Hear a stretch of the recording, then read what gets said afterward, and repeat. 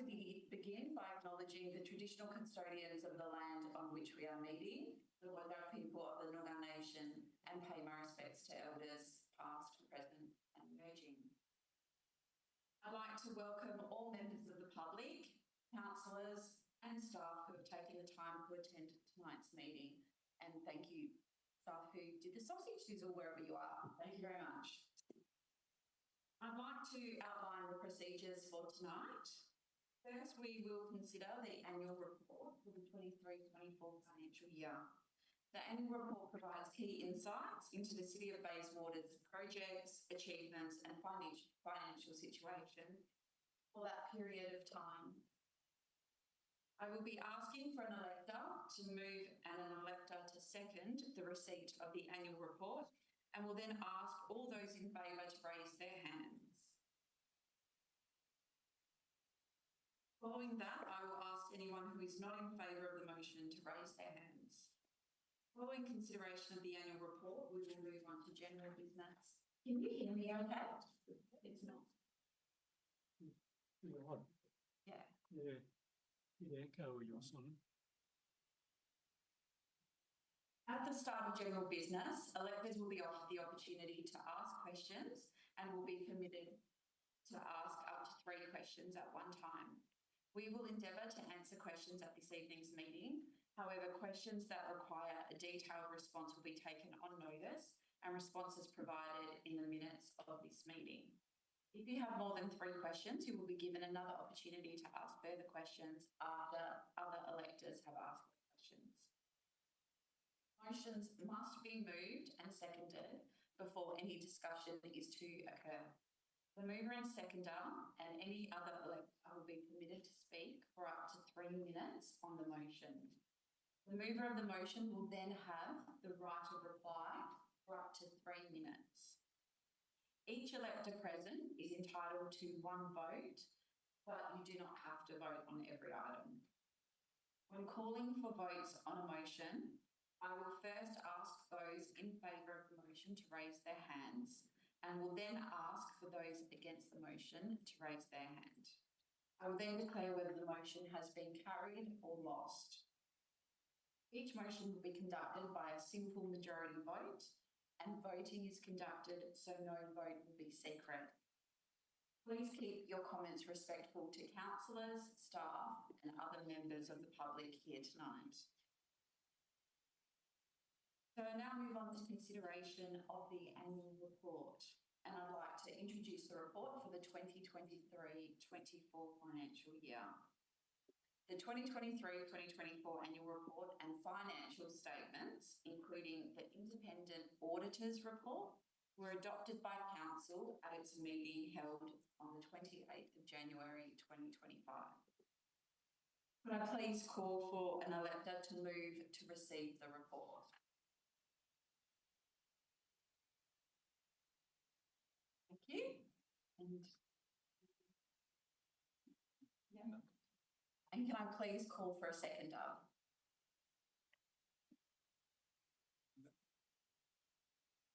Thank you. Now I'll put this to the vote. All those in favour?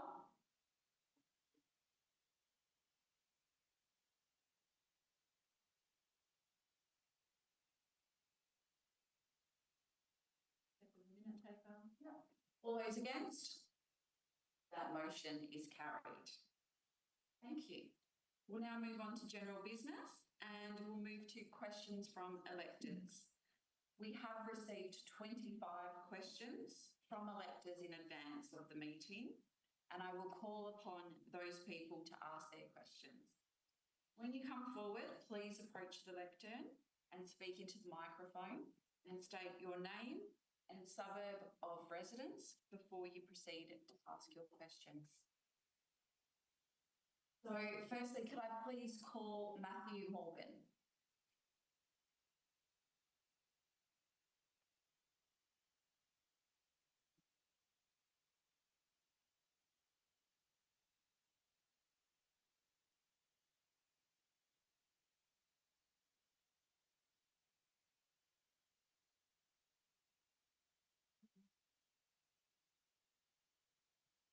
My name is Matthew Morgan and I am from Bayswater. The council has been promoting the development of Galleria Morley. However, there are many local neighbourhood heritage shops that have become vacant and derelict on Guildford Road due to the absence of traffic calming. Other progressive councils have successfully implemented traffic calming on Beaufort Street, Inglewood, and Guildford Road in Guildford, bringing high foot traffic and vibrancy to the community, for business and landlords. Does the City of Bayswater promote large multinational retail giants at the expense of small businesses and landlords? Thank you for your question. There are over 6,000 registered businesses located within the City of Bayswater.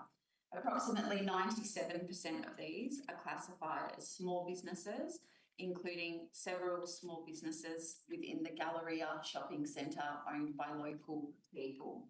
The City treats all its businesses equally and would not promote them specifically. My second question is, the council has announced a delay to the low-cost urban road safety program for Trailer Road, Bayswater. Last year, the WA road death toll spiked to a 10-year high. What other programs, if any, is the council undertaking to combat excessive speeding, rat running on residential streets? Thank you for your question. The City's focus has been through the Electors, the Low Cost Urban Road Safety Program, and the City is advocating Main Roads WA to increase funding for the program. The City will investigate any traffic issues that it becomes aware of outside of the Electors project. Depending on the issue, the City may include a treatment in its Forward Capital Works program, raise it through the council meeting process, or address it through its operational budget. Thank you. Can I please call Joseph Italiano?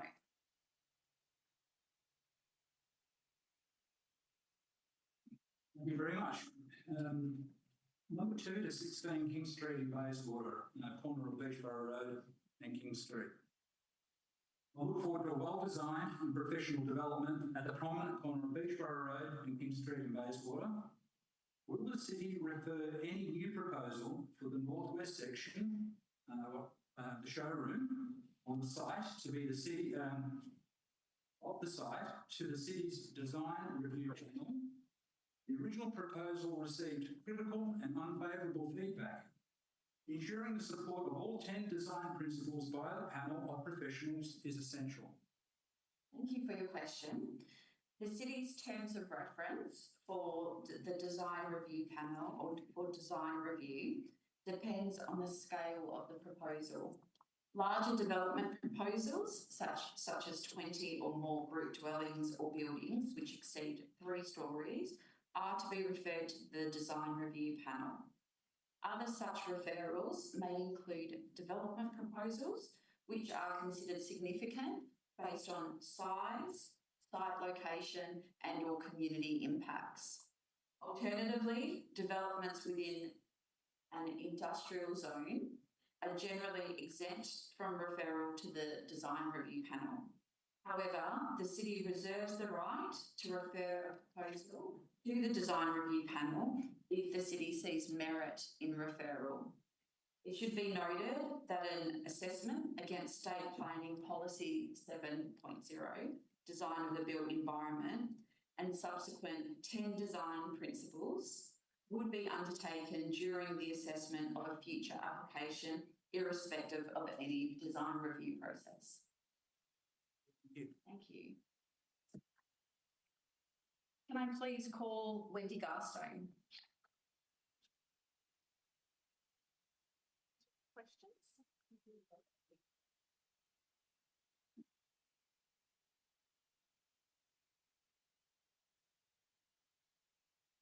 This question relates to the town planning scheme clause that requires one standard tree to be planted for every new residential development. My question is, how can the City ensure trees planted to fulfil this clause will be in place as required in the long term? In other words, how will the city ensure that trees that die are replaced, ensure that trees that are removed are replaced, and has the city considered how other councils ensure compliance to this requirement? Thank you for your question. The assessment of whether a site requires a standard tree to be planted is dependent on whether the development applications meet the minimum estimated cost of development threshold in accordance with the city's town planning scheme number 24 and trees on private land and street verges policy. Both the scheme and policy are aligned with the same provisions. The city ensures that all development applications are supplemented by a condition of approval to require the planting of a standard tree to a minimum growth dimension of 4 metres by 4 metres. The city maintains a register of all approved development applications with these conditions to enable routine checks to approved developments during the construction phases. The city will also routinely distribute a letter to residents and landowners to remind them of their obligations to plant a standard tree in line with their development approval. So my second question. This also relates to the town planning scheme clause that requires the standard trees that provide shade cover at a minimum rate of 1 tree per 4 car parking bays. How often is this clause not enforced and by percentage of development applications? And can you provide examples of alternative design solutions that have been supported that have resulted in car parks being built without shade trees? Thank you for your question. The city's expectation with all non-residential development applications is that the scheme requirement of 1 tree per 4 car parking bays is satisfied. However, similar to any other scheme requirement, there are instances where discretion is sought from the city. Where discretion is sought, the city would typically request a detailed landscaping plan with additional trees elsewhere on site and additional landscaping more than the scheme requirements. It's the responsibility of the applicant to demonstrate to the city an acceptable design solution for landscaping through a development application. The city's Parks and Gardens Service Unit officers provide guidance to statutory planning to ensure landscaping proposals are designed to a high quality. The city does not and is not required to record how many applications are approved under the discretion clause of the scheme. Thank you. Question 3. This is in regard to the unequal provision of public open space across the city, and in particular around the transport hubs where population density is expected to rise dramatically. I note that the state government's livable neighbourhoods policy sets the minimum area of public open space as 10%. And the city's own public open space policy states that as population density increases, it will be challenging to design existing parks that meet the needs of the community. Funding could perhaps be obtained through using cash in lieu funds, or perhaps funds that could be gained through a specific developer contributor fund being set up to create extra public open space.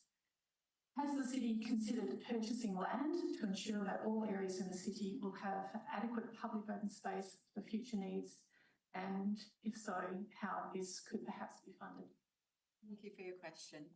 The Planning and Development Act 2005, State Government Development Control Policy 2.3, Public Open Space in Residential Areas and Livable Neighbourhoods outline the process and requirements for the provision of public open space for residential subdivision. This requirement is generally applied as a contribution of 10% of the land area provided to the Crown from the subdivider free of cost for the purpose of public recreation. The Act and the DCP, Development Control Policy 2.3, also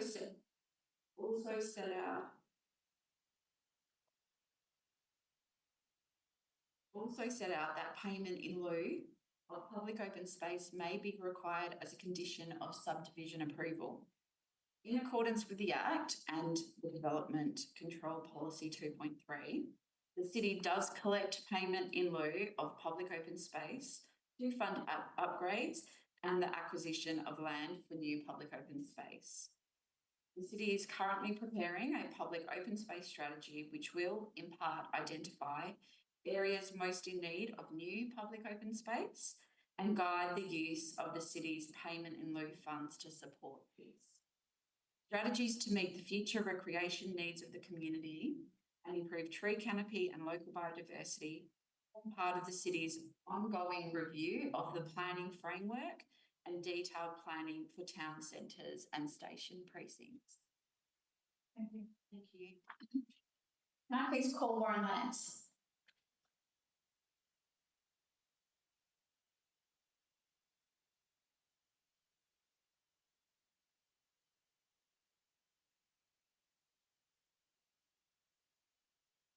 Warren Lance, so review my lands. A number of us came to the last council meeting on the 25th of February.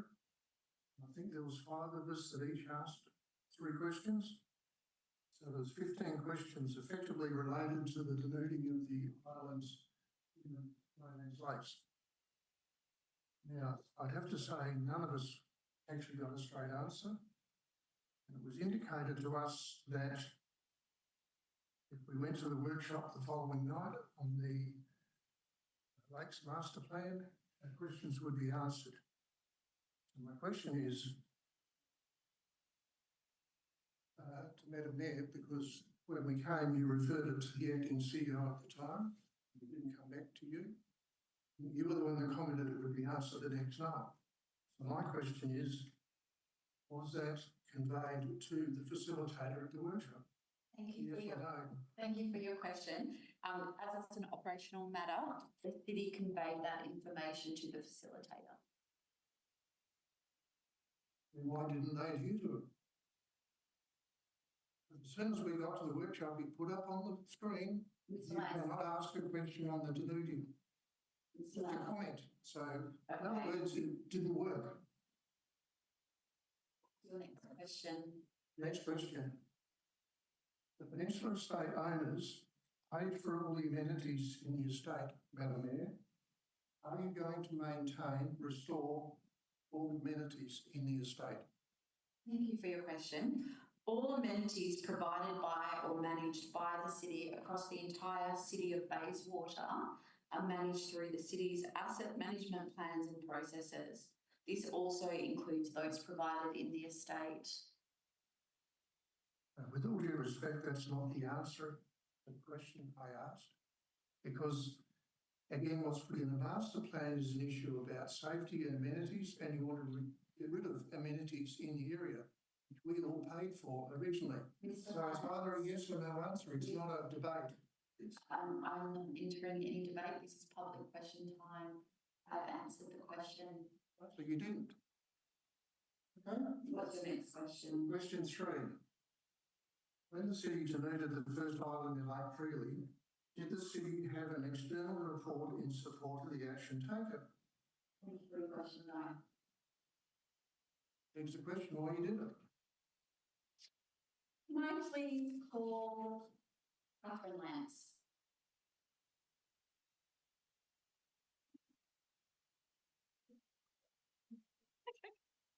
Hi, Catherine Lance, Maylands. My first question is, was there a COB community process followed with the appointment of Ian Edwards to the SAP? For anyone that doesn't know, that's the Scientific Advisory Panel that's to do with the master plan. Thank you for your question. Ian Edwards was appointed as a technical engineer through the city's process, and the appointment was published on the city's Engaged Bayswater page. His appointment is not one of the 2 community members on this panel. Okay. Second question. Were all the ratepayers in the Peninsula Estates notified officially by COB of the master plan workshop on the Wednesday the 26th at the Rise? Thank you for your question. The 26th of February, just so Oh, that. yeah. Okay. Yeah. Sure. Households living within proximity of the lakes were sent a letter to advise of the workshop. The city hand-delivered approximately 290 letters. Additionally, emails were provided to customers on the registered mailing list, and an article was posted on the city's Engage Facebook website. So you're aware there's about 500 in the estates then? To let you know, because there's been quite a few who've said they weren't notified and they would have liked to have come. Thank you. Third question. Were the approved Indigenous group consulted about the denuding of Greely Bungana Islands prior to it happening? Thank you for your question. Lake Greely and Lake Bungana are man-made lakes that were constructed within the last 25 years with approval from the Department of Biodiversity, Conservation and Attractions. The city has consulted with Aboriginal elders throughout the master plan process. They approved? I don't have that information, that's not on the question, sorry. Continued. Please call David Dye.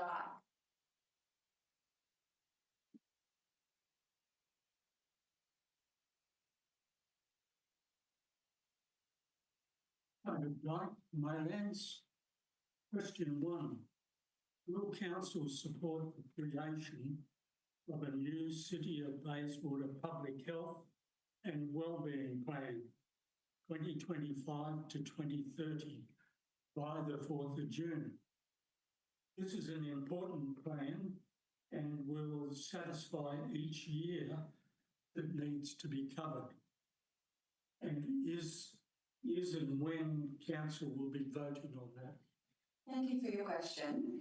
At the ordinary council meeting on the 30th of April 2024, council endorsed extending the end date of the current Public Health and Wellbeing Plan 2019 to 2024 to the 31st of December 2025 to enable alignment of a new public health plan with the state public health plan and the city's new strategic community plan. Council also endorsed the city continuing to deliver public health programs and projects aligned with the current Public Health and Wellbeing Plan 2019 to 2024 until the 31st of December 2025. The WA Department of Health is currently in the process of finalising the state public health plan, and this will be completed by the 4th of June 2025. Local governments will have until the 4th of June 2026 to have their plans prepared and published. Thank you. Question 2. Will council continue to try to move forward with the amendments to its local cap law that have been supported by the community? I realise and understand that currently it's before the JSCDL, that is confidential. Only from past experience I can read between the lines, and at the moment with Parliament being prorogued, we won't get an answer possibly until the end of May. Thank you for your question. Yes, where possible, the city will continue to move forward with the implementation of its keeping and control of cats local law 2022 and relevant amendment local laws. In general, the city takes an educated approach supported by enforcement and trapping activities focused on cat prohibited zones, industrial areas, and based on any intelligence received. Thank you. Can I please call Harry Vazidis?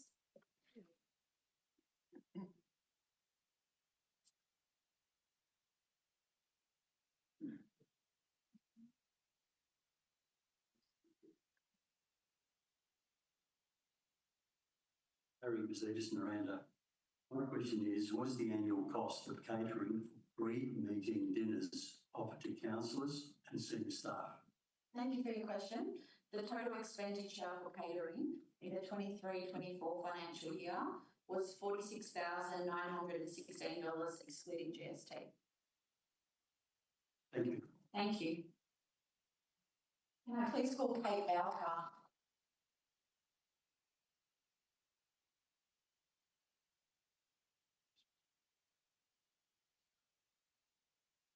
Hi, I'm Kate Barker from Bayswater. My first question is with regards to canopy coverage and street trees. So how many street trees have been removed since the start of 2024? Out of those, how many were dead? How many were illegally removed? And how many healthy trees were removed with council approval? Thank you for your question. I will need to take this on notice. My second question is, does the council track how many trees are removed on private land as part of developments? Thank you for your question. The city does not retain a register of how many trees are removed when private land is developed, as it is not a requirement of the planning framework. However, light detection and ranging tree canopy surveys have been undertaken across the City of Bayswater area. The last survey was undertaken in February 2024, and this survey provides the city data on the change in tree canopy coverage, including that on private land.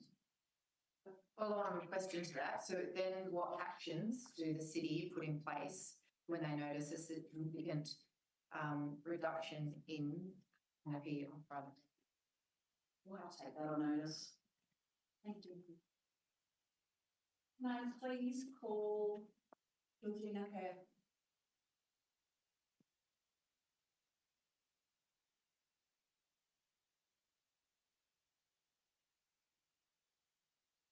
I'm Georgina Kerr, Bedford. So my question is, currently with residential bulk bins, the general waste bins are changed over twice a week, while the green waste bins are only changed over once a week. Is there a reason for this? Thank you for your question. General bulk bins are collected after 3 days, while green waste bulk bins are collected after a week, as the green waste bins take longer for residents to fill. So I've noticed that at certain times of year, and coming up now as one of them, there's a long wait for a green waste bin, probably because there are certain times of year where you're not going to go and cut back your garden in the middle of February. So everyone does it at once. Is it possible to have the green waste bins on the same schedule as the general waste so that twice as many households can have one during any given week? Thanks for your question. The city can undertake a review and explore the opportunity to have the green waste bulk bins on the same schedule as the general waste bulk bins to reduce wait times during busy periods. Thank you. Can I please call Dan West?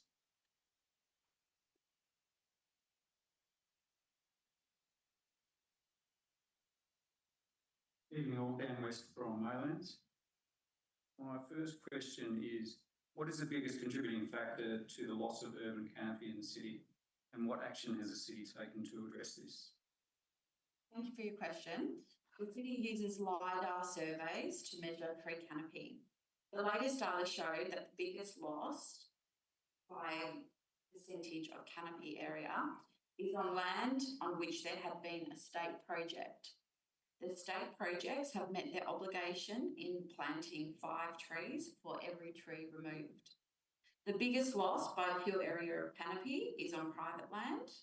Private land covers approximately 56% of the City of Bayswater area.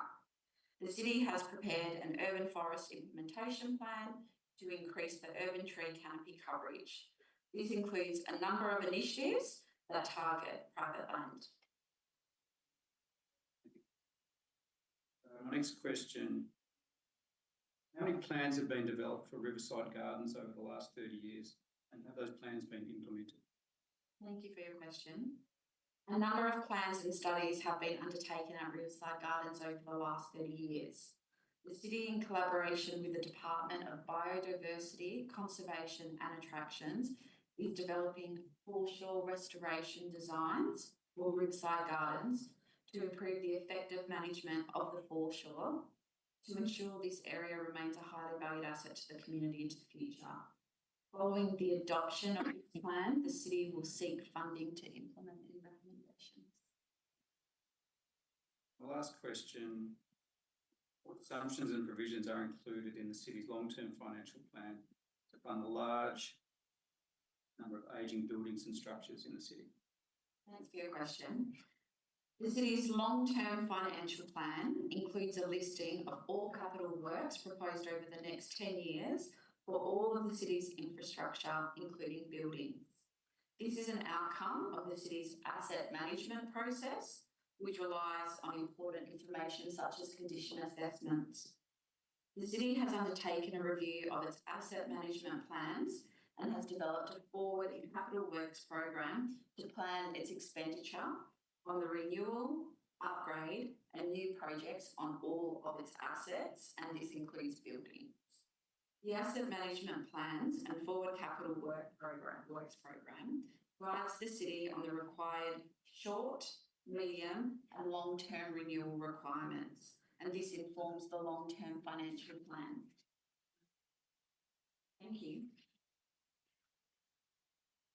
Now please call Jeff Trott.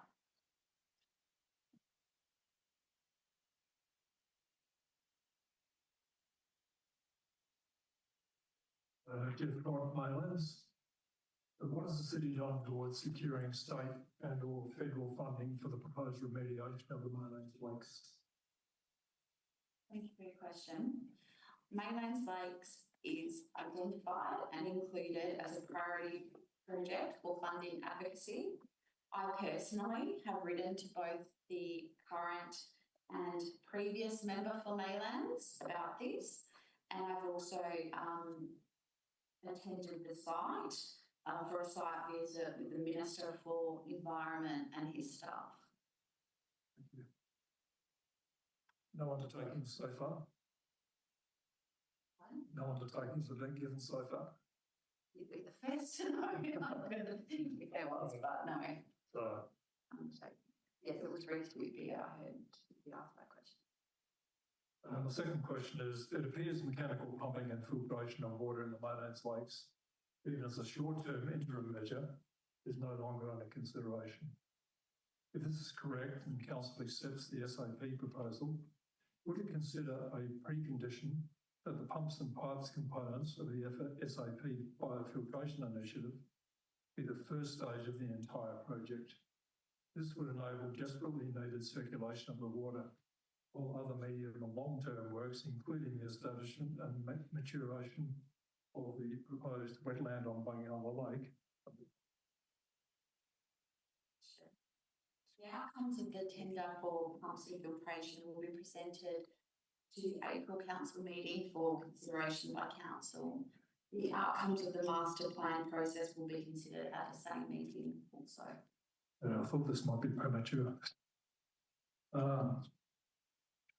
Okay, I won't ask question 3 because I think that's actually premature as well. It was the same answer to question 3. Yeah, right. Thank you. So that concludes the questions that people registered prior to the meeting.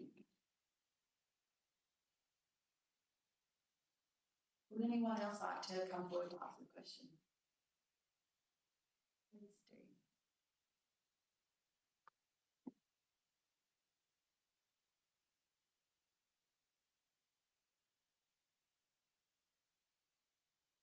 Marty Tonkin, Miranda.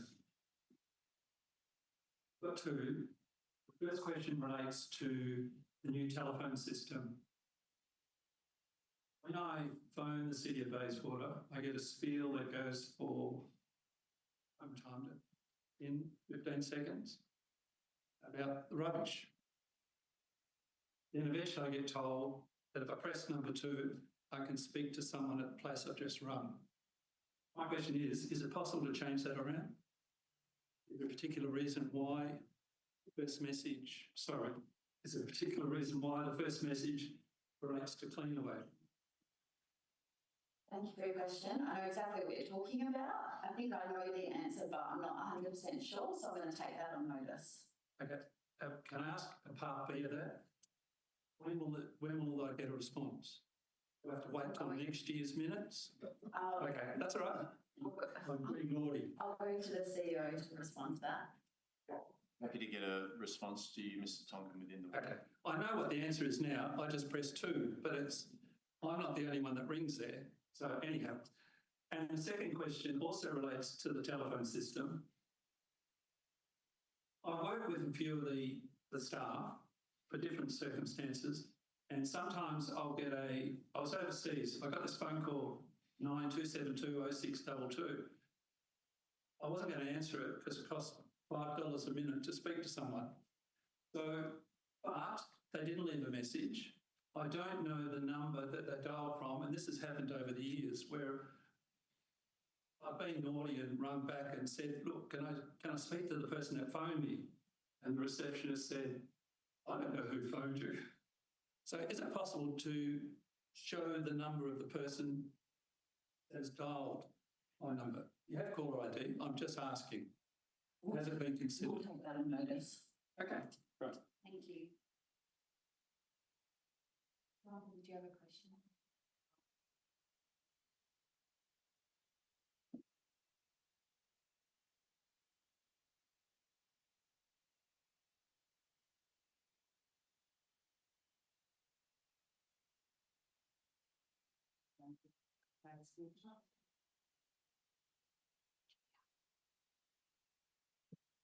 Veronica Radamovich of Bayswater, hear me now? My question, why are there so many treeless verges in the city that have underground power? Thank you for your question. We'll take that on notice. The question I have. Thank you. Anyone else like to come forward? If not, we'll now move on to the motions from electors. As with public questions, please approach the lectern, speak into the microphone and state your name and suburb before moving your motion. First, I will call upon people who have submitted motions prior to the meeting, and I'll call for a representative. Stay there. It's going to. I know who I am now. That question actually relates to my motion that I'm going to put forward. Again, I ask, why are there so many treeless verges in the city that have underground power? There are streets with not a single tree. Sorry, did you just want to state your motion first and then I'll ask the seconder and then you can speak to it? Right. Yeah, but it was the other way around, sorry. The motion, I ask council to amend the current verge tree planting policy to include implement a systematic and seamless street by street, verge by verge planting program by planting at least one tree on every verge without an option for residents to request a tree to not be planted on the verge adjoining their property, extenuating and logistical circumstances exempted. This is the same motion I have put through last year, and I think in the last 10 years I've been saying the same thing. So I'll just get a seconder and then we'll do the... Oh, okay, sure. May I please have a seconder? Eileen O'Rourke. Go ahead, Veronica. As I mean, sorry, I'm not sure how to follow the format. Very, very stringent. Yes, I have actually I've put this particular point through every year for at least the last 10 years. I just don't understand why a resident is allowed to deny the planting of a verge tree on a public verge in front of their property. I mean, I still don't understand why this is in policy. Western Australia's got the lowest tree canopy in the whole of Australia, and our urban forest strategy is to put trees in the ground. And if we're allowing a resident to say, no, I don't want a tree on my verge for whatever reason, I don't understand why we need to have a gap left where one or two people in the street don't want a tree. It doesn't make any sense. especially in the crisis we're in, global warming, etc. We need a lot of shade. And why are we allowing this sort of it's would be a privilege to have a tree on your verge instead of allowing a resident to say no. I don't know what if everyone else thinks, but I just don't understand why this is still allowed. Thank you. I'll ask Eileen O'Rourke as the seconder. Do you wish to speak to the motion? Just as At the microphone.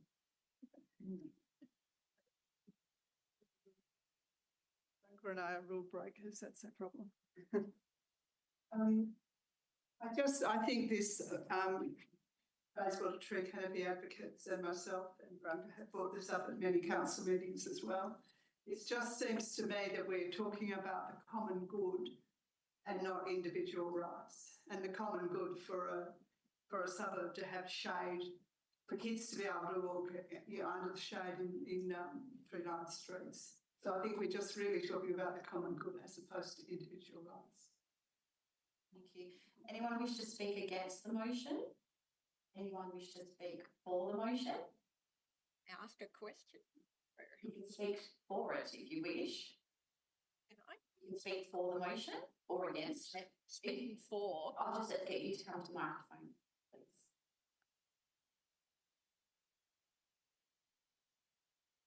Catherine Lance, Maylands. I also agree, but I would also like to think that we had an appropriate arborist who could then work with the homeowner to basically look at the tree that would suit them. So the city appoint an arborist. They do this in Vancouver.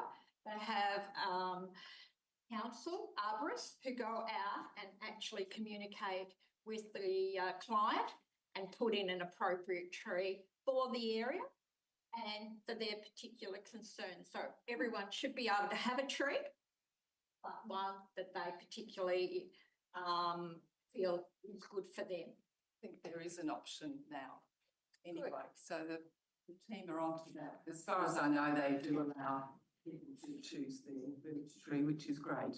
I agree. So I'll just see, anyone else wish to speak against the motion? Anyone wish to speak for? If not, do you have any closing? No? Closing, I just hope I don't have to do this next year. Otherwise, we'll have to go to state government. They're trying to green the place now. So anyway, I've got a second motion. Just have to put this to the vote. Oh, right. I'll now put this first motion to the vote. All those in favour? Thank you. All those against? That is carried. Would you like to do your second motion? Thank you. Motion number 2. I ask council to prioritise verge tree planting on every residential verge with underground power. Do I have a seconder? Lance? Go ahead, Branca.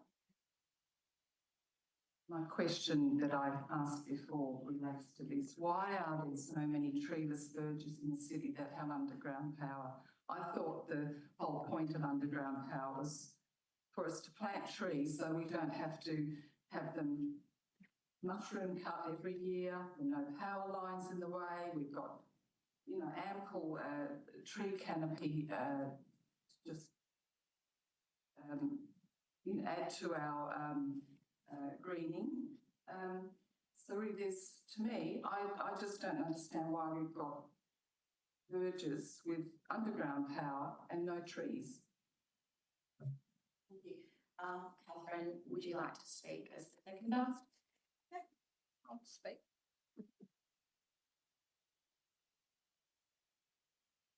Maylands. Again, I would like to see more trees, particularly appropriate ones for the area and not jacarandas. I'm finding that we're not specialising in trees. There are many beautiful trees that can be grown on different areas. So I agree. Thank you.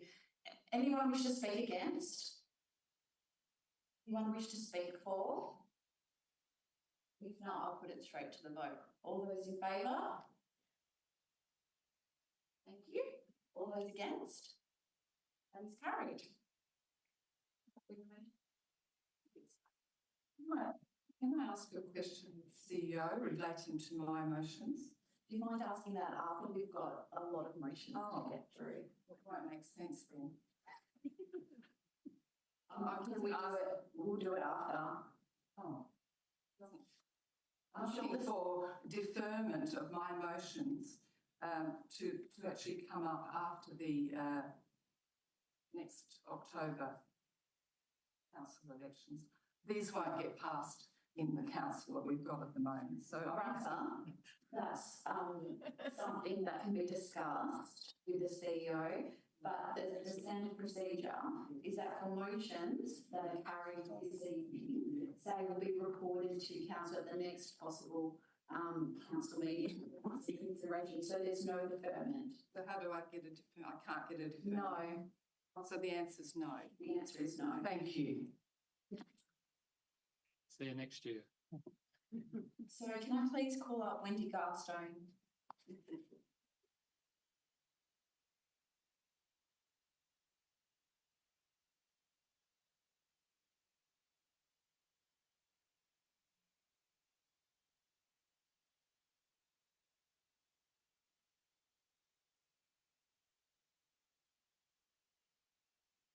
Thank you, Wendy Garstone, Maylands. I'm just finding my notes. Okay. I ask that council considers how they can work with business property owners and commercial leaseholders to encourage them to contribute more to the urban forest. In other words, add more to the trees. I'll just ask for a seconder. I think I would have learned, wouldn't you? Eileen O'Rourke.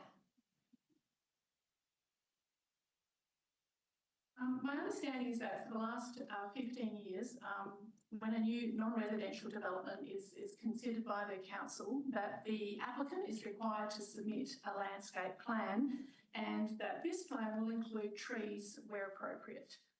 And that the applicant is also required to maintain that landscape plan and the tree, including trees, to the satisfaction of the city. But as we're all aware, over time, the trees that are planted around the McDonald's or the service station or whatever various businesses, the trees may fail, they might die, or they might be removed. There is an example near where I live where there's a tree near a car park, near a cafe. It's there one day, gone the next. The cafe owner, you know what happened to the tree? The strata manager told me that one day the roots would lift the paving of the car park. The tree was less than 3 years old. So that's an example where the owner's been non-compliant and I haven't got around to writing to the council about it yet, but I will one day. But yeah, compliance is an issue there. Also, some trees may be pruned so that they're a lollipop shape and not providing the shade amenity that is required. And so therefore, as we know, state government's just announced that as part of election promises, talked about 30% tree canopy coverage in Perth by 2040. I think we need to, and also the council, the city has its own target. These are challenging targets. We need to do everything that we can. So I ask that we look at how we can talk to business owners about them doing more and also being compliant. Thank you. I've got nothing to add. I think Wendy's done. Okay. Anyone wish to speak against? Anyone wish to speak for? If not, I'll put that to the vote. All those in favour? Thank you. All those against? That is carried.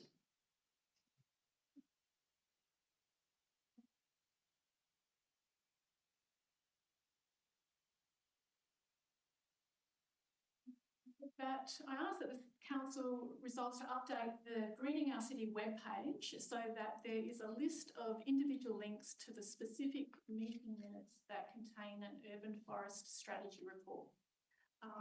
And that the information includes the relevant page number because the report, the urban forest strategy report, is not listed in the table of contents.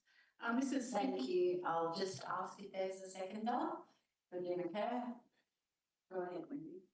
The reason being, I think this is in the interests of transparency and also education. Many times I have gone to the website to try and find the report, and it's challenging. If you try it yourself, you'll see that it takes a few steps, and so yeah, I think this might be an easy thing to do to help with transparency and education. Thank you. Lena, would you like to speak to it? Would anyone like to speak against? Anyone like to speak for? No, I'll put that to the vote. All those in favour? Thank you. All those against? That is carried. Next one. I propose that the city resolves to allocate 2 pages of its quarterly newsletter, Bayswater Brief, to a new section called Enviro Education or something similar. And for this section to include updates, stories and information on both the urban forest and on greening work being done in the city. The intent of the information published, I would hope, would be for it to be engaging and informative, and that this section becomes part of the work done by the city to improve outcomes in this area. Thank you. Is there a seconder? Lance? Wendy? So I understand that that the city, there's been an implementation plan done for how it can be reached, or for urban planting trees over the next 10 years.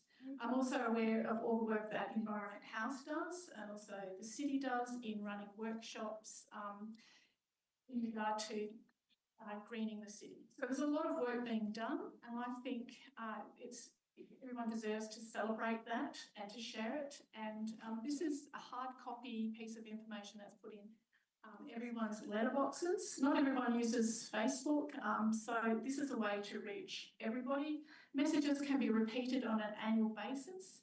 So I think this could be a really sort of important part of the education aspect of the council's urban forest strategy. Thank you. Catherine, would you like to speak to it? Anyone wish to speak against? Anyone wish to speak for? I'll put it straight to the vote. All those in favour? Thank you. All those against? That is carried. Thank you.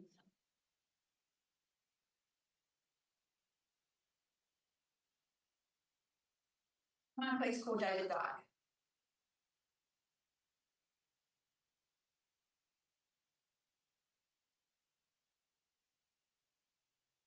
Dyke, Maylands. Motion 1, that council requests the CEO to increase budget for cat trapping and for community education about cat prohibited areas. I'll just ask if there's a seconder. Kate Barker. Go ahead. The rebate and workshops on catios I consider have been very successful. The recent comments by Madam Mayor were encouraging for many and emphasised that catios not only kept cats safe from injury and harm, but also help protect our local wildlife. There is a marked increase of cats in all of the cat prohibited areas. I'm fully aware of the education program several years ago. Only residents either don't care or they're ignoring that their cat is roaming. Cats roaming and the distance they travel have been highlighted at all catio workshops. You'll be fully aware of Dr. Bruce Webber's deputations and the many stats associated with cats roaming. The ideal required outcome is a vision I have for within all our wetlands, parks and green areas. All fauna is safe from introduced predators such as cats and foxes, therefore allowing the right balance for our endemic flora to flourish and be proud of the city's byline of greening our city. How can the city's pledge to the community of 20% urban green canopy by 2025 happen if daily we are killing thousands of mammals, birds, lizards, frogs, turtle eggs and other fauna? The budget can and must reflect City of Bayswater aim for a healthy environment. This then includes budget increase for cat trapping. I'd like to see it doubled. Breaches need to be fined in the first instance, as reminders don't work. The cat is then cautious about going in a trap once it's caught the first time. Thank you. Kate, would you like to speak to it?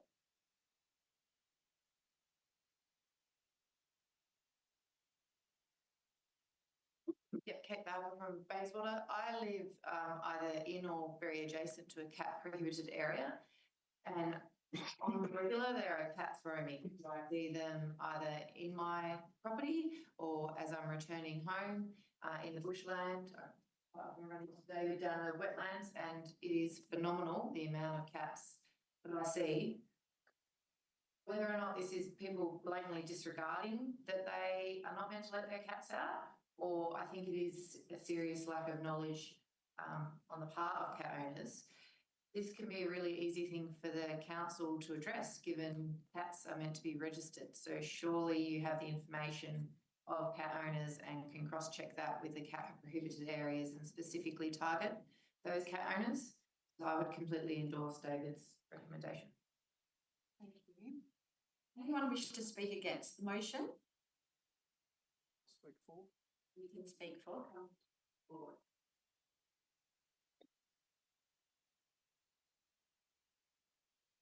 Recently, a neighbour of mine who rides to work. Sorry, Mr. Troy, if you could just. Oh, sorry, Jeff Trot Maylands. Recently, a neighbour of mine who rides to work early every morning told me that he cannot believe the number of cats he encounters as he goes along the Maylands cycleway. I myself live on Lake Greeley, and I often see cats wandering along the Fortuna there and endeavouring to pounce on birds. So I think I absolutely support this motion. Thank you. Anyone wish to speak against? Anyone wish to speak for?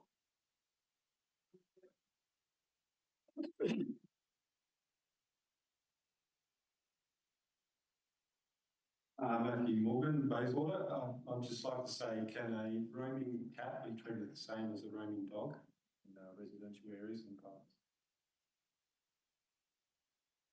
So speaking for? Well, in terms of ranges. We're not taking questions. No, I understand that, but a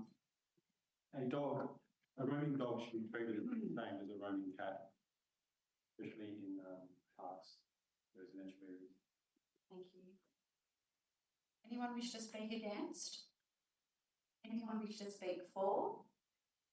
If not, I'll go to the mover to close. I think I've finalised. So I'll put that to the vote. All those in favour? Thank you. All those against? That's carried.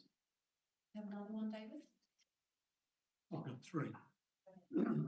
Motion 2, the council and the City of Bayswater support and be actively involved with the 16 Days in WA campaign and approach the campaign with action and enthusiasm. I don't know how to take that. that, Dave. Makes sense. Do I have a seconder? Darren Peterson. Mr. Peterson? Darren. Darren, thank you. Go ahead, David. For those who don't know, 16 Days in WA campaign, it's about violence against women. The campaign's aim is for elimination of violence against women and girls. It runs from the 25th of November, which is the International Day for the Elimination of Violence Against Women, through to December the 10th, Human Rights Day each year. The campaign takes its inspiration from the global 16 Days of Activism against gender-based violence. You all will be aware of the media reporting the increase in domestic violence, women being stalked and attacked, kids being groomed. It's my assessment last year, 16 Days didn't have any impetus of action. So I went out and did a short survey of 100 people in 3 areas of City of Bayswater. I found there were only 20 people who knew about the 16 days. The rest had no idea.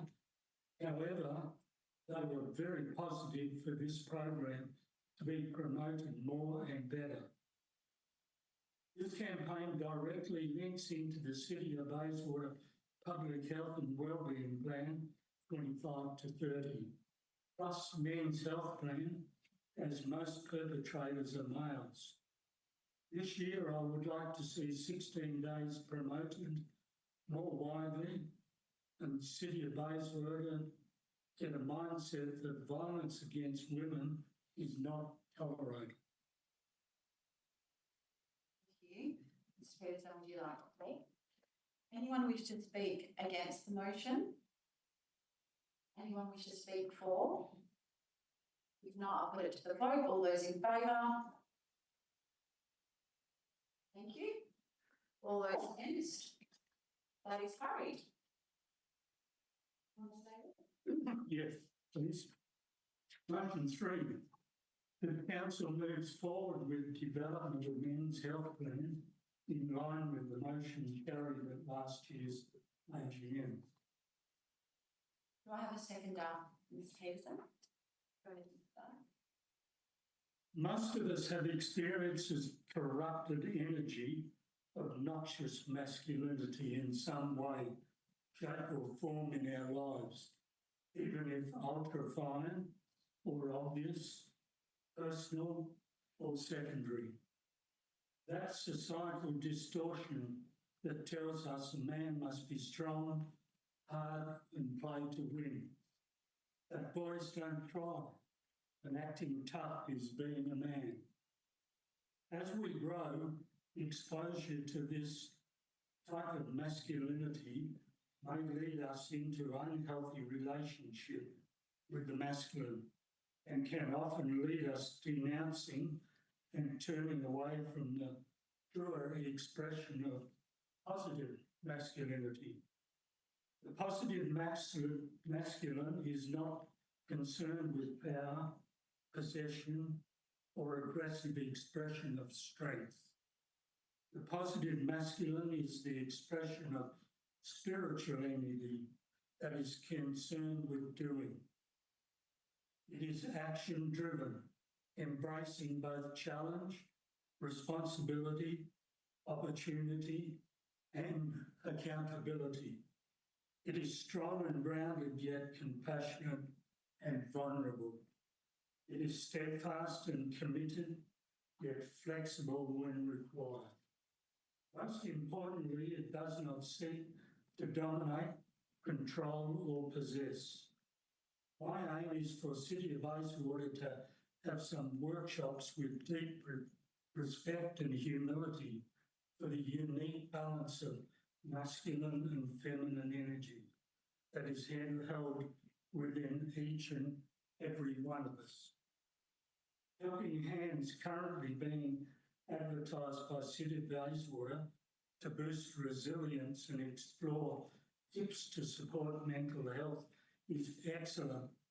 However, only available in the morning from 9:30 to 10:30.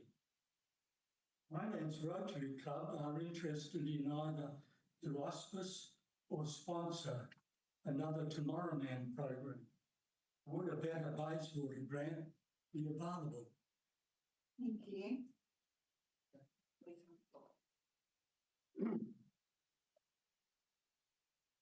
Peterson, Maylands.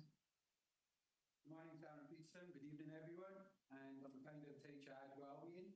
My journey began in the mental health advocacy, began during my time as a fly-in, fly-out worker, where I had my own mental health challenges. And on my last job, tragically, we lost 14 men to suicide. This profound loss ignited my passion to make a difference in men's mental health.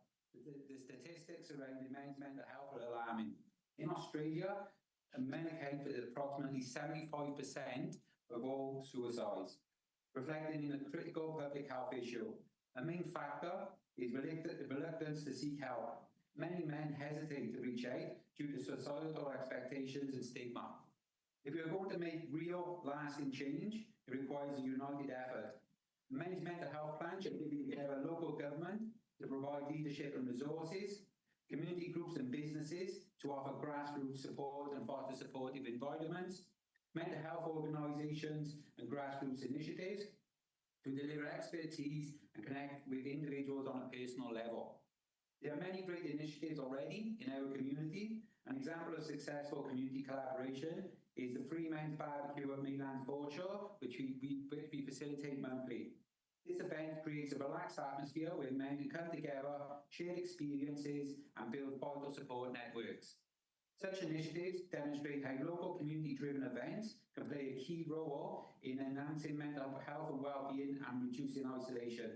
I ask the Council to prioritise the development of a men's mental health plan in the coming year, and by doing so, we can reduce stigma, encourage open conversations about mental health, enhance support services, ensure accessible mental health resources tailored to men's needs, and finally, foster community collaboration, unite various sectors to create a comprehensive support system that brings our community together.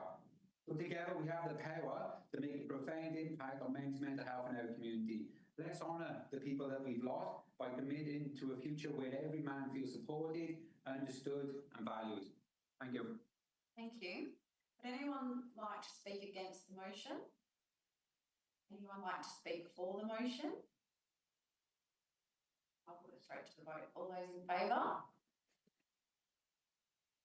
Thank you. All those against? That is carried. Thanks, Eden. Thank you. Can I please call Warren Lance?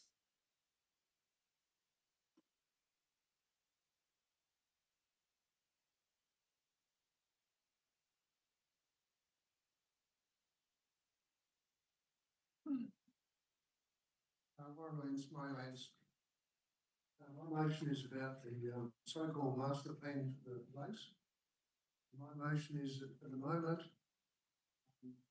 due to the lack of evidence and assessments and reports and all that sort of stuff, no cost benefit analysis. Sorry, Mr. Lance, do you mind reading the thing? I'll ask for a seconder and then we can commence debate. Sorry. Okay, no evidence has been provided by the experts in support of suggested actions. Another expert with many years environmental experience and holding a relevant PhD has stated that the master plan is only some concepts amounting to a wish list and will not improve the quality of the water in the lakes. Any money spent based on this master plan will be a waste, with the city in the future having to actually address the problem. Could I have a seconder? Lance? Okay. What was said to us at the master plan workshop, Tony admitted he'd done various assessments of certain considerations of policies or actions or whatever. We said, can we see them? He said, no. I asked him, had he written any reports in support of the actions he's put into the master plan? He said, no. He said, I only get around to writing reports when it's been accepted and no. Now, we were asked to give comment about different proposals. Not one, except for a global dollar figure. We had no breakdown on what various items would cost. For example, our expert said the wetlands on the edge of the lakes will fill up with soot. They will not destroy the algae. We had GHD come and do a report, and they recommended we put mixers into the lakes. If I remember correctly, they said we may need 2 or 3 mixers per lake. The guy installing those mixers said these will stop algae forming. It won't kill the existing algae, it'll stop it forming. Now, the city, in its wisdom, as I understand it, put 1 mixer per lake. It was only going to have a part effect. So my concern is this a repeat of that exercise we did with GHD? We've seen no assessments, no cost benefit analysis, no breakdown, no idea of, oh, maybe we should consider this, but not that. We didn't get that as an option.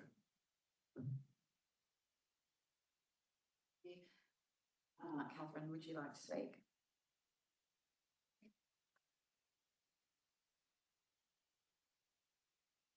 Lands, Maylands. I also agree in as much as there isn't any evidence that anything concrete that I particularly have asked many different professionals, environmental scientists, an ecologist, horticulturalist, someone who's an expert in pesticides.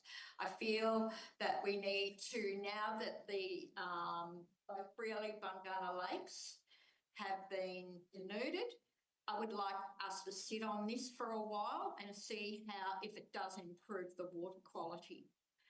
Not to do anything else until such time.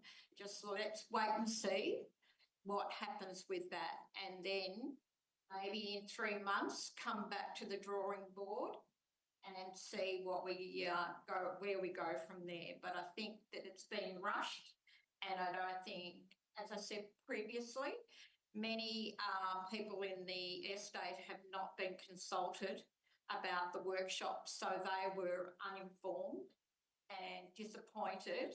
They would have liked to have had a say. So I agree, just let it stall for a while and see if the having the lakes denuded might help the water quality. But particularly, it's the nutrients that are going into those lakes that are causing the problems, and they're from the residential households. As most know, I've lived here for 20 years, and those lakes were pristine. It's until we've had more and more homes built around, and we all know the amount of pesticides, fertilisers that many are using. So for me, just let it sit for a while and come back to the drawing board in 3+ months. Thank you. Anyone wish to speak against the motion? The motion? On the screen then? Yeah, I'd like to speak against it. Speak against? Yeah, go ahead.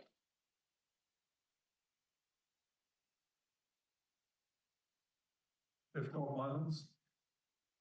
Look, I understand some of the things that Warren has said. The workshop, about 70 people, I think, attended, did ask us to pass an opinion or give some feedback on some of those proposals. It was very difficult to do in the way the workshop was formatted. Having said that and gone away and had a closer look, because we have the opportunity also to respond to that online, I believe that there's quite a lot of merit in some of those proposals.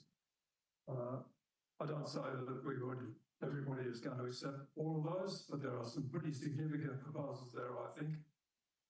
And in particular, the biofiltration through the wetlands, that I think could make a remarkable difference. Having said that, they're not costed.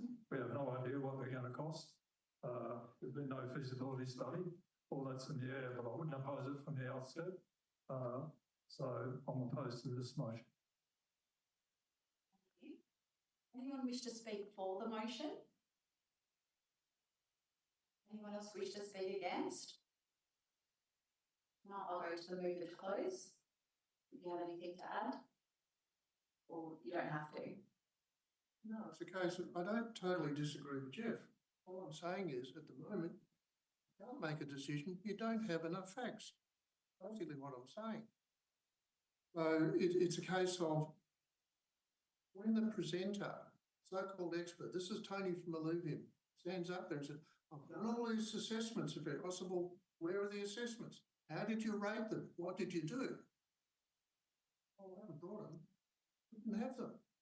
We were supposed to look at what you put up there and say, oh, well, we'll consider that.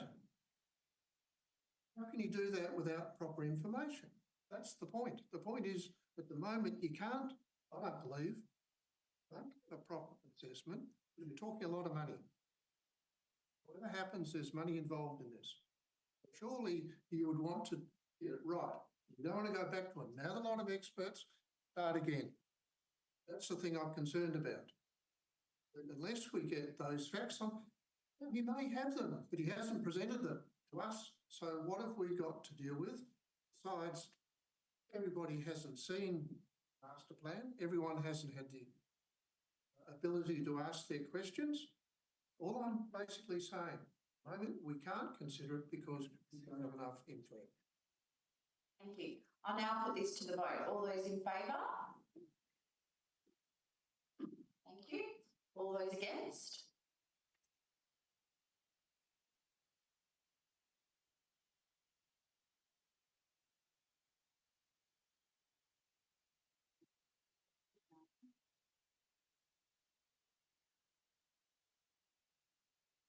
Okay, I had to refer to my manager of governance and that's carried. Thank you.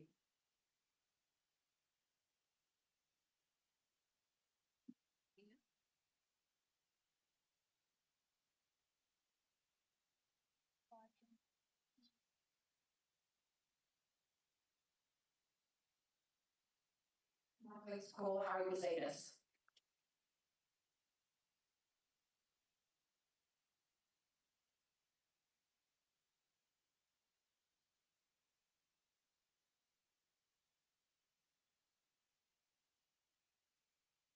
Vazetas Miranda. My motion is in two parts. Part one is council disregard public question time restrictions at ordinary council meetings. Second part is that ratepayers be given the opportunity to determine whether responses have sufficiently answered the questions during public question time. Do I have a seconder? Mr. Tonkin? Mr. Vazetas. Thank you, Madam Mayor. There seems to be a trend whereby a growing number of ratepayers are becoming frustrated with the poor quality answers given to them during public question time at ordinary council meetings. At the February meeting this year, at least 3 ratepayers expressed their dissatisfaction to the Mayor that responses did not adequately address their questions, only to be given a move on notice by the Mayor. With nowhere to go and no one to appeal to, these dissatisfied ratepayers reluctantly returned to their seats. I too have been the subject of this a number of times at past meetings. In contrast, I've noticed that when councillors ask questions of officers or the Mayor during these same meetings, their questions are answered clearly and in detail. Should councillors need further explanation or details to help their understanding, they are accommodated and met with a greater level of tolerance than that of ratepayers. I've never heard a presiding officer tell a councillor that their question has been answered and then ordered to sit down or move on. It seems to me that at times our Mayor is anxious to wrap up question time in order to get on with the rest of the meeting. A number of times I've heard her mention that public question time has exceeded its time limit. This occurred at last month's meeting. Several ratepayers were prevented from delving further into their inquiries, despite being dissatisfied with the responses given. These are the very ratepayers that pay everyone's salary, sitting fees and expenses. The very people who council work for and are accountable to. Council must never forget that collectively, we ratepayers are their employers. You are here to serve us and to provide the best possible outcome for our living environment while addressing our concerns in a thoughtful manner and in the interests of transparency and accountability. I believe that a greater tolerance needs to be enacted to work with members of the public rather than become dismissive and shutting them down in mid-sentence. Public question time should never become a tick box exercise. Although there is a legal obligation to have public question time on the agenda, there is also an ethical and professional obligation to ensure that every attempt is made to provide quality answers to all ratepayers' questions, regardless of how long it takes. Wouldn't it be nice to hear the presiding officer ask a ratepayer, has your question been answered? Or are you satisfied with the response? Rather than making the judgment yourself with the tick and flick mindset. Mr. Tonkin?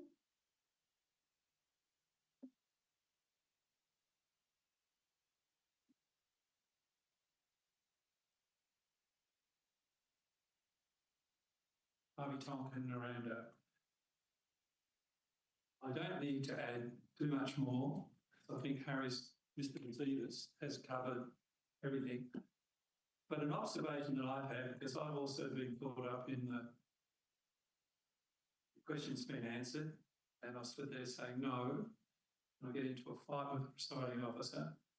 But I have noticed that if there's a large group of ratepayers with a particular problem, they seem to be able to get more attention and more time than if the room only has a few ratepayers with questions just being just as important. I don't know how much else I've been on holidays. Thank you. Anyone wish to speak against? Anyone wish to speak for? Please come forward.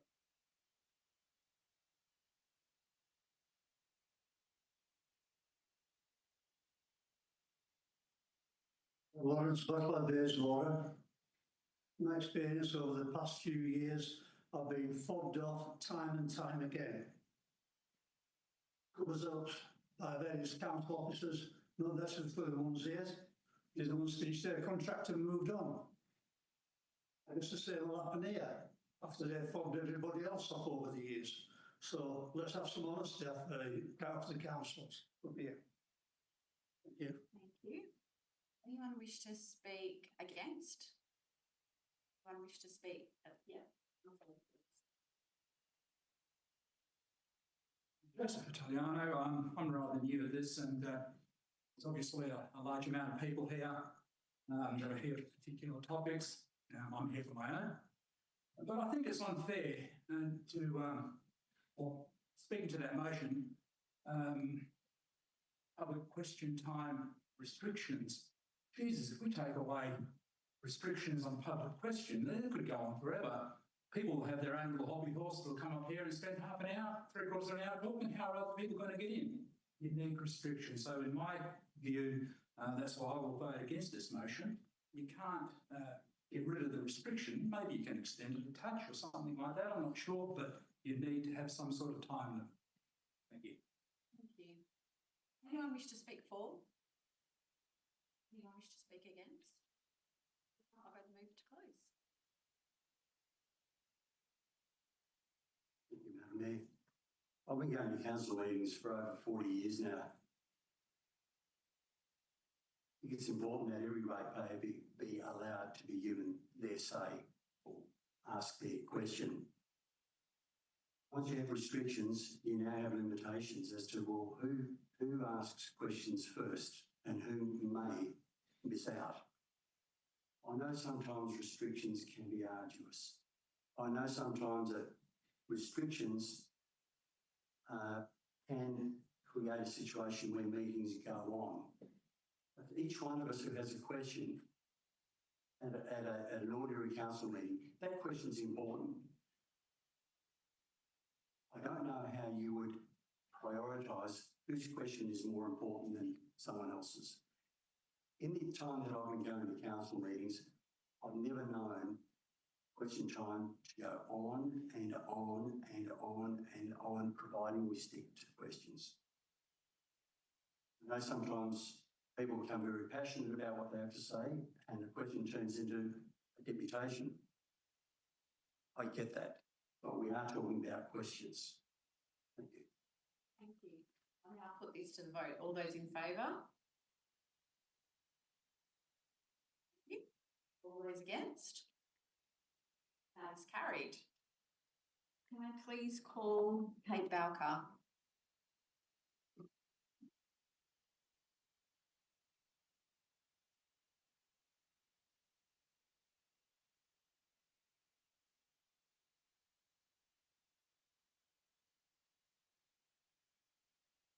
Thank you. Kate Bowker, Bayswater. My motion is that the council, to improve livability and make streets safer for people and reduce rat running, in line with trials by the City of Vincent, the City of Fremantle, the Shire of Augusta Margaret River and the City of Busselton, adopts a local roads safer speed trial, 40 kilometres an hour, in local areas close to schools, being defined as within 800 metres of schools. Do I have a seconder? Matthew Morgan. So yeah, I live in Bayswater. I am from a car light family. We get around a lot by bike, including to school, the library, playgroup. The area of Bayswater I live in, I've noticed a significant increase in vehicle traffic and high speeds since I've been living in the area for over 10 years now. Part of this is definitely people using our local streets as thoroughfares. The area I live in, really the only thing to go to in that neck of the woods is the school or playgroup. But I regularly see people cutting corners at excessive speed. Now, in order to make our streets safer for our communities, so safer for children to get around, safer for people with mobility impairments, safer for everyone, we need to reduce speeds.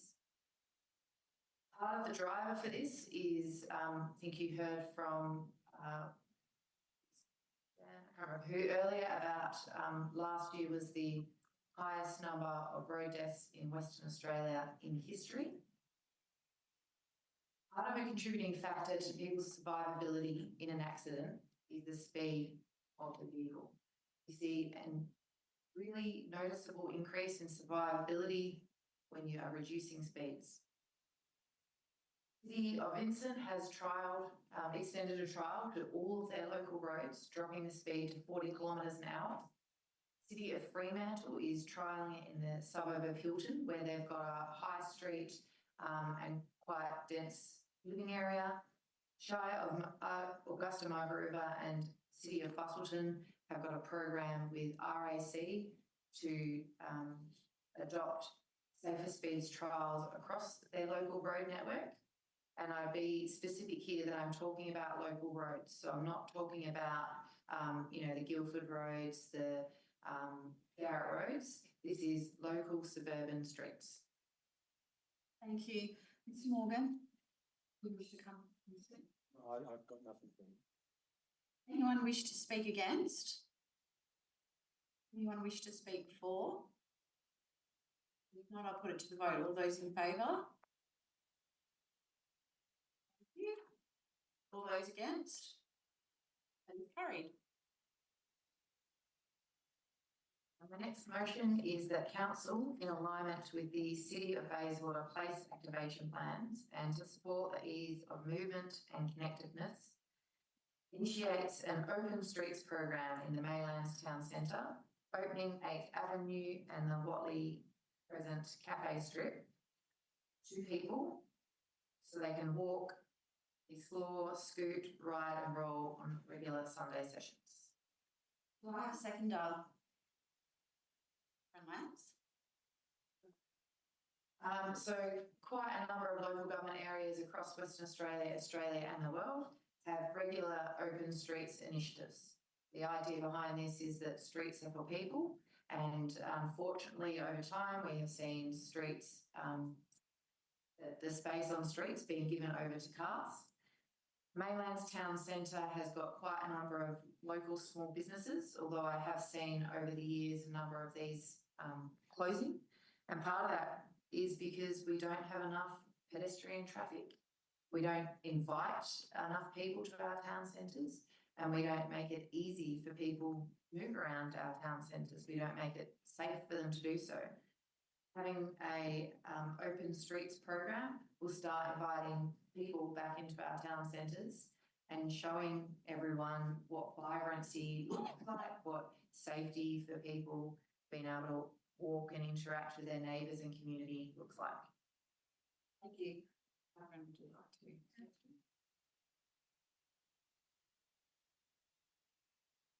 Catherine Lance, Maylands. I have to agree totally. I ride my bike down to the 8th Avenue all the time. Driving your car, it's a nightmare, particularly crossing Guildford. But there's no car parking, it's dangerous. I just find that we do need to slow things down, perhaps pedestrian, even longer traffic light sign so people can walk across the road without having to rush halfway through. It's not promoting livability, and I do believe that we need to start enacting even on a regular basis for Sunday. So trial it at least and give it a go. I find that particularly that area is very difficult with traffic and congestion. So I agree. Anyone wish to speak against the motion? Anyone wish to speak for? I'll put it straight to the vote. All those in favour?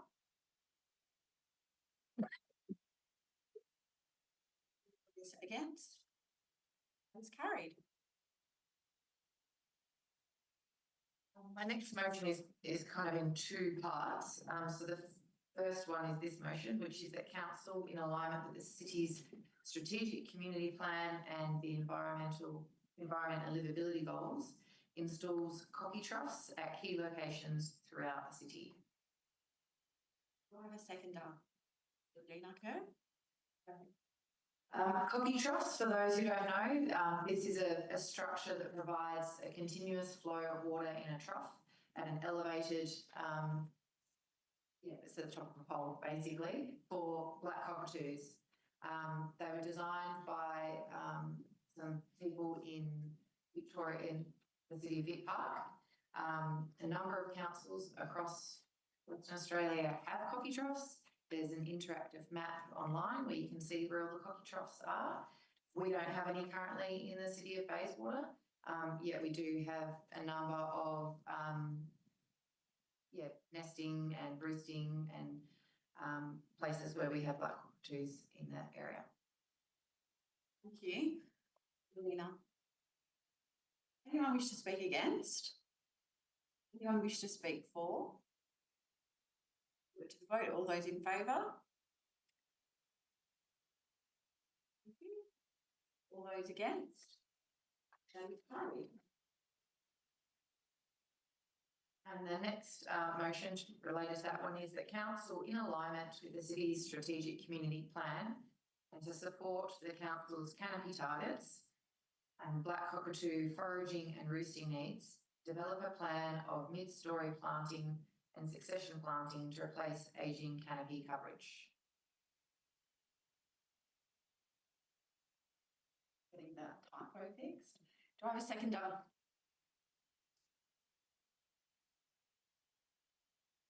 Garstone? This is pretty straightforward. We have a significant problem with canopy in the city of Bayswater, as many people have spoken about tonight. Black cockatoos also need mid-story canopy to provide them food to forage on. You'll also notice that we have an issue with ageing canopy in the city of Bayswater. So big trees that they roost in are starting to either get the end of their life or are suffering in the hot summers. And we don't seem to be making enough gains in replacing that mature canopy so that black cockatoos and other animals will have appropriate places to roost in the future. And we also need to have, we have a focus on verge planting, which is low planting, and we have a focus on people having trees on their property, but we need to have a focus on the mid-story as well. Thank you. Wendy, anyone wish to speak against? Anyone wish to speak for? I'll put this to vote. All those in favour? Thank you. All those against? That is carried.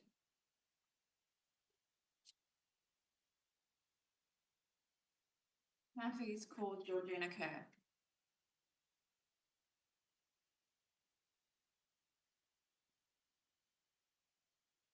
Georgina Kerr, so the motion is that the Chief Executive Officer request Main Roads WA to urgently complete improvements at the intersection of King William Street and Guildford Road in Bayswater that were budgeted for in the State Black Spot Program of 2018 and promised again in 2021.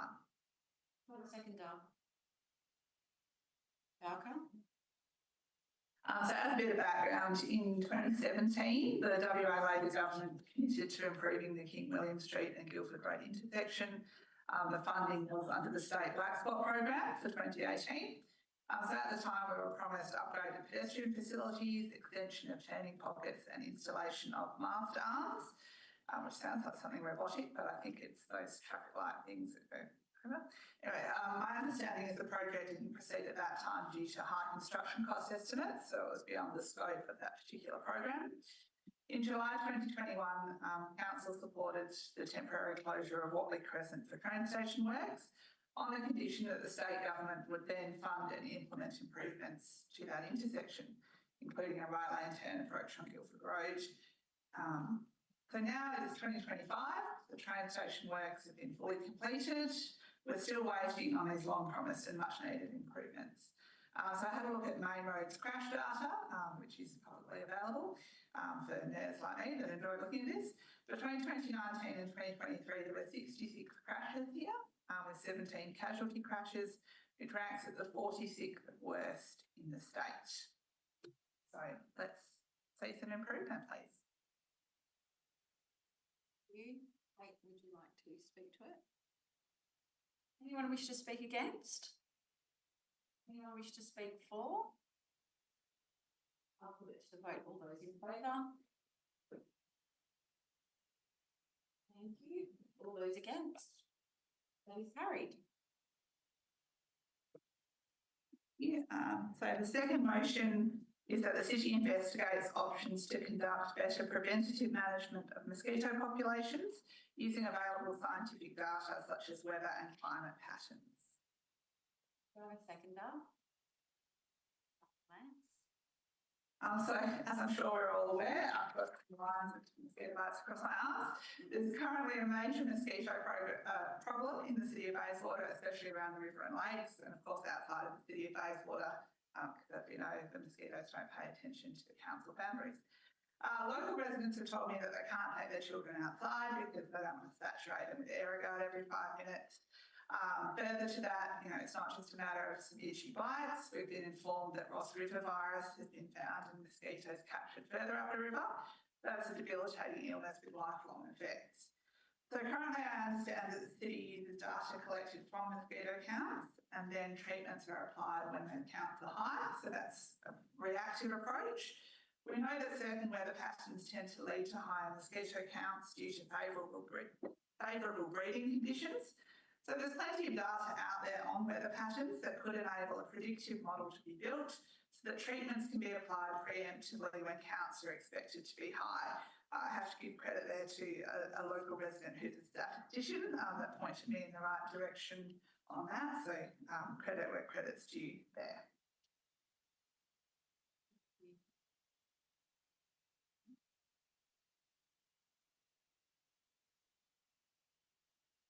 Did you wish to? No? Anyone wish to speak against the motion?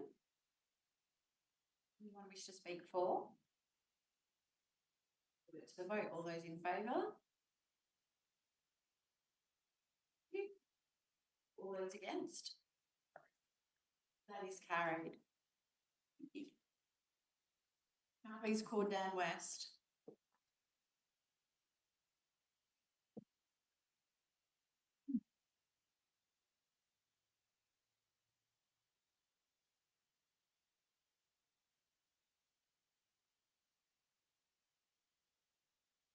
You probably want to reword this just a little bit, but basically they're looking for the council to develop a master plan for Riverside Gardens immediately in the immediately adjacent areas and allocate funds for the progressive delivery of that plan by 2030.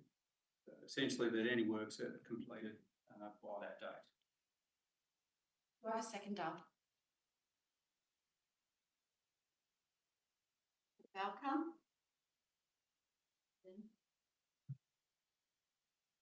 So many of you would be familiar, probably all of you in fact, Riverside Gardens is probably one of the premier public open spaces or public spaces in the city of Bayswater.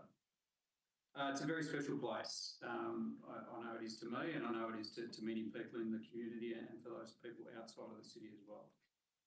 I've been going to Riverside Gardens for, I was just reflecting, about 27 years. So taking my kids there when they've been young, taking my dog there when I had a dog, ridden there, walked there, I think it's an incredible place. And it's a very popular place, but it's actually getting quite tired. The infrastructure there is tired. The facilities for a premier space, they are quite lacking relative to the usage that is there. And so it's a place that actually needs to freshen up. From what I'm aware of, and in response to the question earlier, there's been multiple plans that have been developed over the years, but actually very little's actually come from those plans. So there's been a bunch of money that's been spent on those plans, on consulting costs, I'm assuming, for very little in return. What I've seen there has been relatively piecemeal and haphazard in response to specific issues rather than having a clear plan on what we're looking to do there. What I think needs to be done there is that there is a comprehensive plan that is developed that looks at the long-term use of the area, what is the infrastructure and facilities that are required, how are people using it, so that we get past this endless consultation and engagement and that we actually have a plan that is budgeted for and delivered. Thank you. Kate, would you like to speak to it?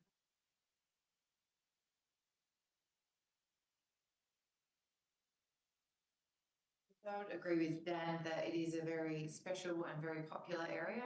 I myself have been visiting Riverside Gardens ever since I moved to Bayswater. The playground, for example, at Riverside Gardens is incredibly tight and is actually to the point that some of the equipment is dangerous for children to use for the age that it's been designed for them to use. You won't let the little kids use the things for the little kids. It's obviously very popular with bike riders, dog walkers and other active users. And what I've noticed over the years is there's starting to be a conflict amongst all those different users because it is such a popular park. So I think some significant master planning is needed. I have noticed in other of the city's plans before, we have pointed out infrastructure needs at Riverside Gardens. For example, the bike plan, there are several actions about the infrastructure around Riverside Gardens. The city has a canopy target. There's obviously a lot of land at Riverside Gardens. That is a natural area where we can increase planting to support the urban forest, which is going to be located adjacent to Riverside Gardens. And the other thing to point out is it's the finish line for the Avon descent is widely used by people outside of our local government area. And I think it's an opportunity for the city to show off what we have to offer. Thank you. Anyone wish to speak against? Anyone wish to speak for? Put it to the vote. All those in favour? Thank you. All those against? That is carried. Can I please call Joe Italiano?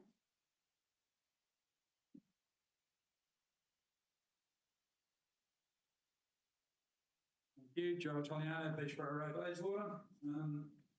My motion is that the council requests the Chief Executive Officer to ensure resourcing and budget allocation be able to support the city's Development Compliance Service Unit to ensure property owners and occupiers of businesses within the city operate in accordance with the relevant legislative requirement. Do I have a seconder? Garstone? Thank you. Having been actively involved in the establishment of Industrial Watch many years ago, which later became Security Watch, I have deep familiarity with the Bayswater industrial area. This includes the original back pocket of the industrial area where I first started my business some 50 years ago. While not much has changed over the years, the area is in dire need of an upgrade. There are ongoing initiatives related to sewer infrastructure and potential investment opportunities on the horizon. However, it is essential to ensure that the businesses, fairly run-down businesses in that area, and the industries within the area adhere to the regulations set by local and state authorities. And having come here today, not on the tree planting side of it, because I can see there's a group of people here that are really strong on that, I can see that what I'm suggesting actually goes hand in hand with it, because it's all about trying to be a little bit proactive. We're going out there and seeing what needs to be done on verges, in commercial areas where they're using the verges for parking and where they're putting their industrial waste out there, should be all contained within the development approvals. And some of those approvals might have happened 10, 20 years ago. Some of them are current.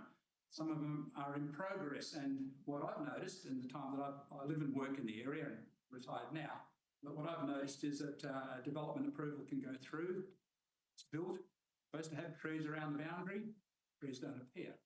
Supposed to have parking on site, or they use the parking area for their equipment, and cars get parked out on the verge. So what I'm suggesting is that the compliance officers that the city already has receive more funds to be a little bit more proactive in their work rather than reactive in their work.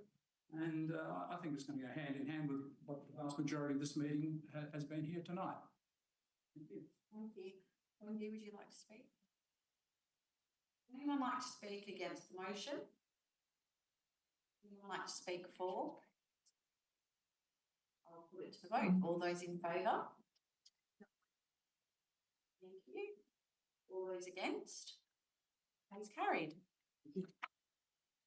Now please call Matthew Morgan.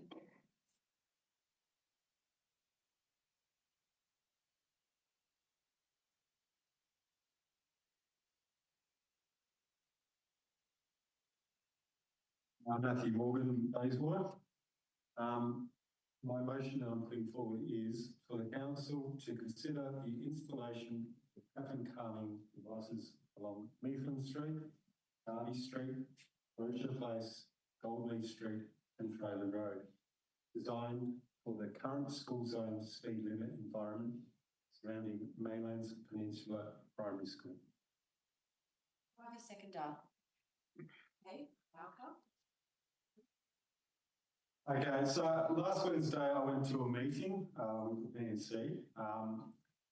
Whilst this motion wasn't completely drafted, I do have the full support of safer streets around the school and also the principal as well. At the moment, there are two roads with traffic calming.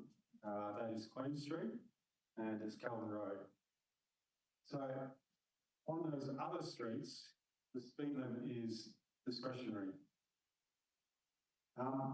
We do, as a school, like to encourage ride to school, And the Safe Routes to School program has been, includes these roads. Believe it or not, kids do play outside school hours, and there are also disabled people, and there's seniors in mobility scooters. So this area has a park, and there are children playing there constantly. So it needs to be safe. With only 2 of these roads with traffic calming, we need to include these others, because essentially the school is in the middle and all the houses converge. They all converge from all the houses surrounding the school.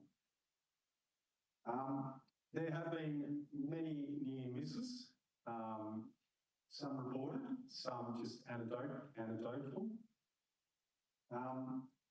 These roads, some of them are wide and are smooth, and they're not, and they're straight as well. So they're basically encouraging speeding and pretty much putting it into the discretion of the driver. Every child might disagree on their age, but maybe 8, maybe 9. They do have the right and should feel safe to walk to school.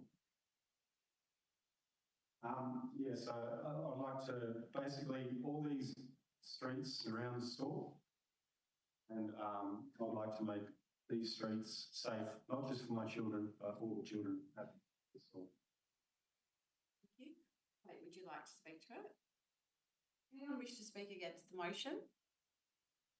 Anyone wish to speak for the motion? I'll put it to the vote. All those in favour? Thank you. All those against? That is carried.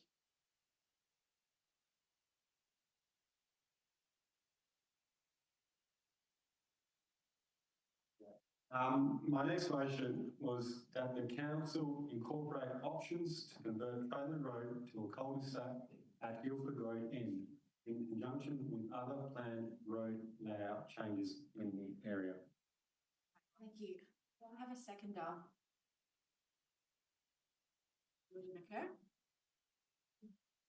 Okay, this road has been designed by council, and it encourages rat running, speeding, crooning, and the road is also wide, open and straight. Until recently, Google Maps actually recommended going this route instead of using Garrett Road and instead of using Guildford Road. There are also traffic lights that drivers can bypass if they go along Island Road. There are lots of people in mobility scooters. There are disabled people, and you don't really see many kids playing on the street. But the people that are driving on the street should be the same people that live on the street or near the street. It shouldn't be open to people living in Belmont. It shouldn't be used to bypass highways or major roads. Whilst there, I've never seen a police officer monitoring speed. It's estimated that people do up to 80 to 100 kilometres an hour. This motion has the support of many of the residents on the street. It is also involved currently in the draft phase of a crossing at Guildford Road. So this is your opportunity to make it a cul-de-sac. I'd just like to note that the road death toll is at a 10-year high, which includes pedestrians. And I'd just like to finish that. People say road safety starts with the driver. It doesn't. It starts with engineers, and it starts with the people that design the road. No one should be able to do 100 kilometres an hour on a residential street. It should be designed so that you stick with the speed limit. That's all I have to say. Thank you. Georgina, would you like to speak to it?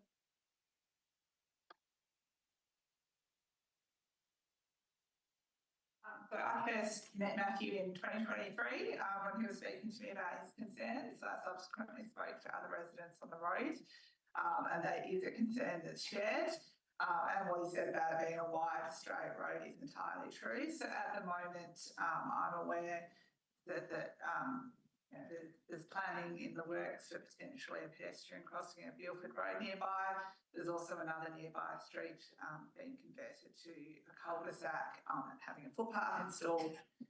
So now is the right time to investigate this and see what can be done so that, you know, those local streets are for local people. Thank you. Anyone wish to speak against the motion? Anyone wish to speak for?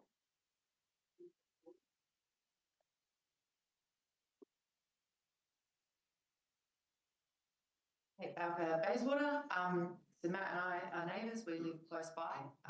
I use Trailer Road on a daily basis. A number of our neighbours actually park their vehicles on Trailer Road in a bid to try and slow traffic down.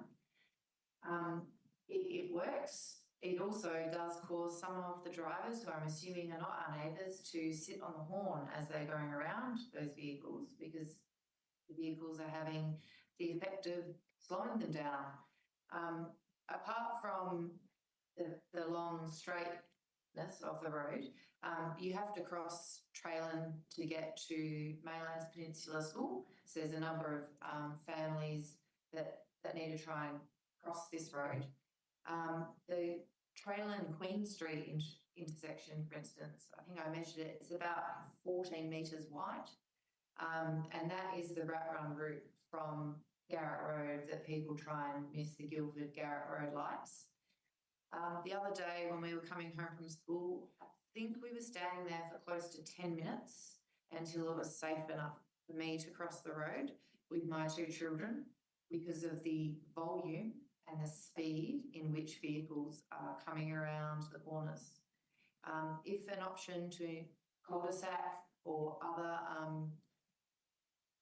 traffic calming and diversion tactics in this area, we would much easily be able to get around our suburb. And the reality is cars shouldn't be prioritised over people being able to walk around safely. Thank you. Anyone wish to speak against? Anyone wish to speak for? Would you like to close? Yeah, I've said everything I need to say. I'd like to thank you. I'll put this to the vote. All those in favour? In favour? Thank you. All those against? That is carried. Thank you. So that concludes all the motions that have been put forward this evening. I'd like to thank everyone for their attendance and participation at tonight's meeting. Motions raised this evening will be considered by Council at its ordinary council meeting on the 29th of April 2025, and I will close this evening's meeting at 8:58 p.m. Thank you, everyone.